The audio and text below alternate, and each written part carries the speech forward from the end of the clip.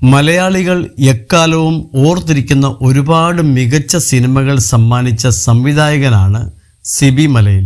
50-ലധികം സിനിമകൾ സംവിധാനം ചെയ്ത സിബി മലയിൽ മികച്ച സംവിധായകനുള്ള സംസ്ഥാന അവാർഡും നേടിയിട്ടുണ്ട്.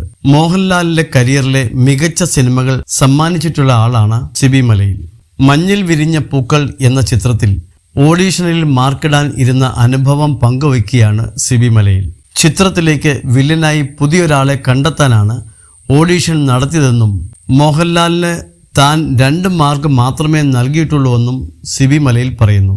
മഞ്ഞിൽ വിരിഞ്ഞ പൂക്കളുടെ ഷൂട്ടിങ്ങിനിടയിലാണ് സംവിധായകൻ പ്രിയദർശനെ പരിചയപ്പെടുന്നതെന്നും സിബി മലയിൽ പറഞ്ഞു. ഗൃഹലക്ഷ്മി മാഗസിനോട് സംസാരിക്കുകയായിരുന്നു അദ്ദേഹം. പുതുമുഖങ്ങളെ വച്ച് നവോദയ പുതിയ സിനിമ അനൗൺസ് ചെയ്തു. കഥയും സംവിധാനവും ഫാസിൽ. ശങ്കറാണ് നായകൻ. വില്ലനായി പുതിയൊരാളെ കണ്ടെത്തണം. ഓഡീഷൻ നടത്താൻ തീരുമാനിച്ചു.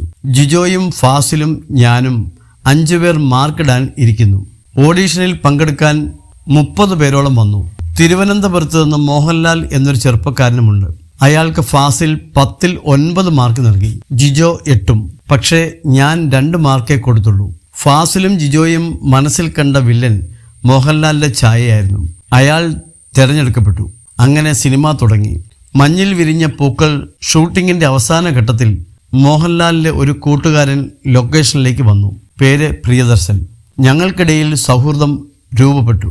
ആ സിനിമയുടെ ടൈറ്റിലാണ് ആദ്യമായി എൻ്റെ പേര് സിബി മലയിൽ എന്ന് തെളിഞ്ഞത്. സിബി മലയിൽ പറയുന്നു.